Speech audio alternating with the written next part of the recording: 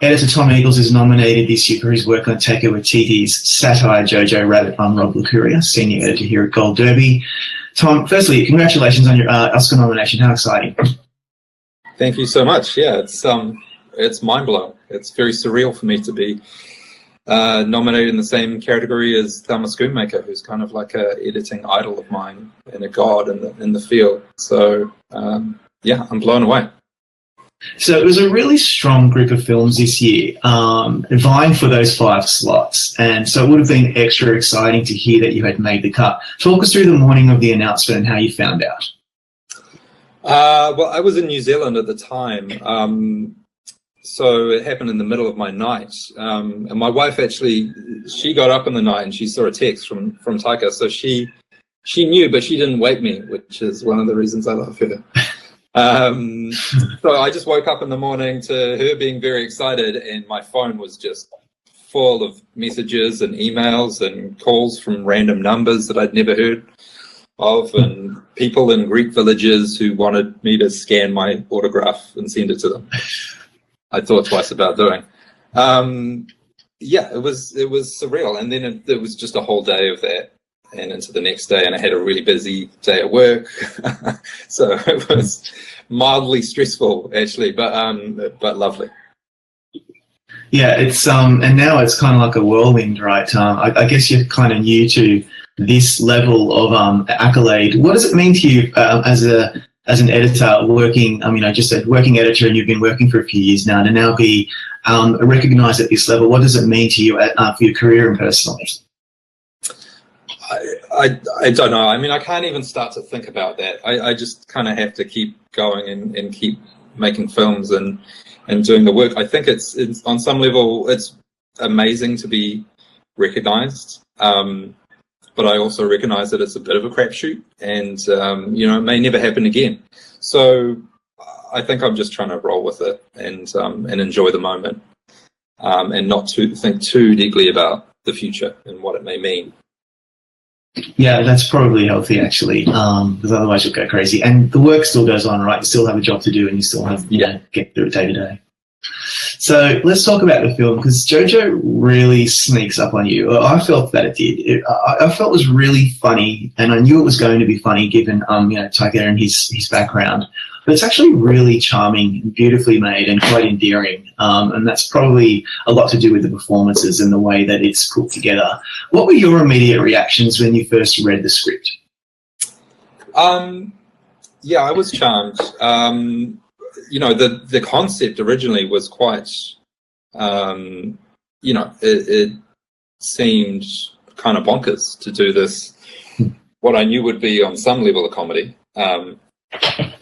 About Hitler and Nazis, which was kind of how it was put to me, but it's not really about that. It's about the relationship between Jojo and Elsa. So once I read the script, I understood that. And so, sorry, I forget what the original question was. It's really just when you feel like, because I can imagine, like, even when I heard about the film, right, I'll give you some context. I'm like, okay, there's a film about Nazis and it's going to be funny. I'm not really sure if I'm going to get this. And I wonder if when you got the script, you were thinking the same thing, or what were your expectations, and then what was your reaction when you read it and you realised what it was? Well, yeah, I think I just responded to those characters. So I knew that it was more than that. But certainly for us, that was the job when we had shot the film and had it in the can, was to make sure that we managed that that transition and all of those aspects of the film, the comedy and the really heartfelt emotional drama, and that we kind of brought the audience along on that journey. We start by kind of slapping them in the face with the pretty outrageous comedy, and then we have to transition them slowly over the course of the film to really heartfelt drama. So it was important to kind of keep those balls in the air all the time, although the balance does shift slowly. There are signposts along the way. The scene where Rosie and Jojo discover the bodies in the square, I was always adamant that had to be as early as possible in the film, after we just had maybe 15 minutes of pure comedy. And then likewise at the end of the film, we never pulled the comedy out entirely. Although we did have the material to make a straight comedy. It definitely felt after, I don't want to give any spoilers, but there's a certain point halfway through the movie that it kind of changes gear, and we needed to kind of rebalance without betraying the expectations of an audience that had just sat through half an hour of comedy. So we just had to keep all of those elements in play all of the time. Yeah. So talk us through, for those of us watching who don't necessarily understand the art of editing, what techniques are you employing as the film's editor to shift those tones? Because the film definitely does that, but it does it quite seamlessly and organically. What are you doing as the editor to contribute to that? Right. So, I mean, one thing you're working on is just performance, so how big and broad can the performances be? How much do we lean on humour? You typically get a lot of variation in performance, and so we're able to modulate that in the edit. The other thing, although I hate people saying editing is just about cutting stuff out, it's about what you include and what you don't include. So there are a lot of gags. There was a lot of improv. Like I said, we had the material to make a straight comedy, but where do you play those humorous moments, and where do you stick with drama?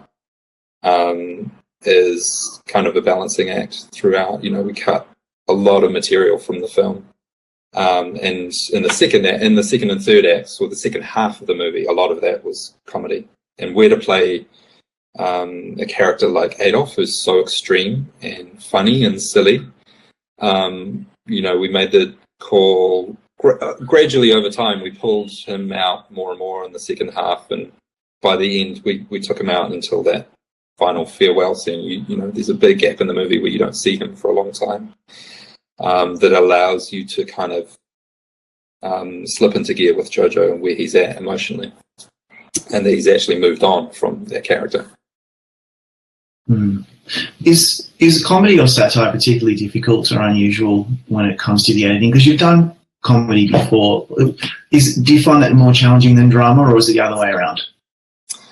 They all have their challenges. Comedy definitely is tricky. It's hard to cut. It's I think harder than people realize to make something funny, and to time it correctly and get jokes to land. And also, if you're working with improv, that can be, someone can make a great offer, but do you have the material to answer that? Especially, we weren't cross-shooting. We were occasionally shooting with two cameras, but we weren't just covering improv on two cameras on different actors at the same time. So it's tricky, comedy, but it's all tricky. Everything's tricky. What I'm trying to, I've always wondered with editors, and correct me if I'm wrong, but your job can be made harder depending on what you're getting, like from the filmmakers on set. Is there ever times, and I'm not talking about Taika, but is there ever times when you're working and you think, I don't have enough to work with here, and now I have to put together some magic to make this happen? I always wonder that with editors. Does it actually happen? Yeah. I mean, it happens with some regularity. Yeah, I mean, films where you had to invent, like a good chunk of the film. I had a film that really was lacking adversity in its third act, and we had to kind of invent sort of Dark Night of the Soul sequence, just stealing bits and pieces from other sequences in the movie. And it's amazing how footage can read differently when it's recontextualized. So you put some sad music on, you focus on pieces of performance that maybe weren't part of the original intention of the performance. So sometimes you're looking outside of, you're looking at expressions from when the director's just talking to the actors, or maybe things that would have been thought of, you look at the first take, maybe the intention was different on the day. And you can recontextualize stuff too. So it's amazing what you can do. Sometimes we didn't have to do too much of that for this movie. Well, that's a relief. But and I didn't think that you necessarily have that problem on this one. What is great editing meant to go unnoticed? I ask this question to musicians and visual effects people as well. Do you think that editing should just be seamless, or do you like when it's really noticeable?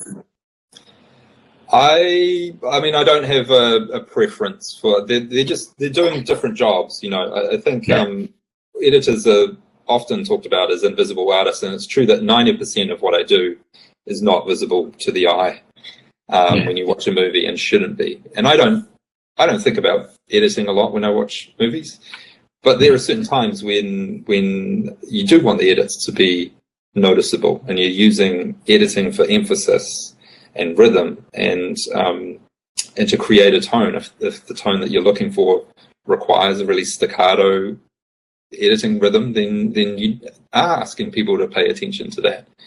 So there's no straight answer. I mean, I think generally I don't want to notice the editing, but there are times when you do. Yeah. Talk us through working with Taika. You've worked with him before. What does he bring to a project that you think is unique or special? I mean, his scripts are always incredible. Like his scripts are always so funny on the page, and so heartfelt too, quite often. And then in terms of the shoot and the edit, he brings a great spontaneity. So he'll improv, I feel, sometimes just to keep spontaneity in the performance. We may not even use the improv, but it feels like he's always making things up on the day to challenge himself and to challenge the actors. And then he's the same in the edit. He wants you to come up with a bunch of ideas. He wants to try every possible different structure just to test the structure of the script. Sometimes it changes a lot in a movie, like Hunt for the Wilder People changed a lot. What We Do in the Shadows changed a lot.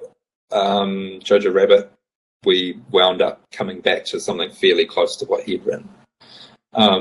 So he brings a wonderful kind of fluidity to his working process.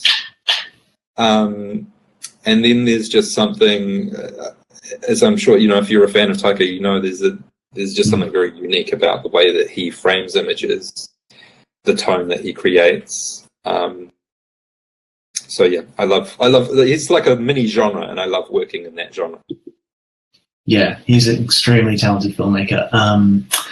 So a lot of the cast well, not cast really, but a lot of the crew are New Zealanders. It's a New Zealand production, and you've worked obviously back home in your native New Zealand for a while now. What are the advantages of working in an industry like that, similar to film industries in Australia and Europe? Working in that industry and now moving up into like Hollywood, which is a whole new planet, I assume. Right. I mean, some of the advantages for an editor, I guess, are you work on everything because the world is so small. You do documentaries, you do commercials, you do music videos, you do TV drama, you do comedy, I've done really kind of kitchen sink drama. I've done very art house stuff. So you kind of get the opportunity to work on a whole range of stuff. And also because it's a small industry with limited budgets, it's a great place to learn because you wind up doing everything. So people here think that I'm really good at music because I've never had a music editor before, So it's a bit of a school of hard knocks. It's a great place to learn. On the flip side, there just aren't the resources and there are not the variety of projects that you get in a place like LA. Yeah, and that's hence why a lot of people from other countries end up moving across for more opportunity. What projects are next for you? Have you got lots of things lined up? Yeah, I can't really talk about what's next, unfortunately. I've been working on something, and then the next project is yet to be decided. So I can't really talk about that. That's fair enough. And a final question about your work on Jojo. Given your nomination, you're nominated at the ACE Awards and also at the Oscars. Would you say that you could pinpoint one particular scene or challenge that you had on the film that you are most proud of your editing work on it? It's really hard. It's a Sophie's choice, I know. I mean, it was all was all tricky. I mean, there are scenes that I love. I mean, I really enjoyed working on the archive material at the beginning of the film, the opening titles. That became just a little side project of its own, and trying to work to create that sense of mass hysteria. And obviously the parable was Beatlemania. So finding images of Nazis and recontextualizing them to make them look like they were singing and dancing and playing the music was a lot of fun. And then, you know, I think a scene that I really love is the dinner table scene between Jojo and Rosie, because you see, I mean, in the same scene, you kind of see the gaping hole in Jojo's life that that allows him to believe in this kind of false prophet, this father figure that Adolf is to him, his imaginary best friend. And at the same time, you see how hard his mum is working to fill that void and to be everyone in his life. Everything she does, whenever he's in the room, it's always a performance. She's trying to make things fun for him and trying to protect him without drawing him into what she's doing.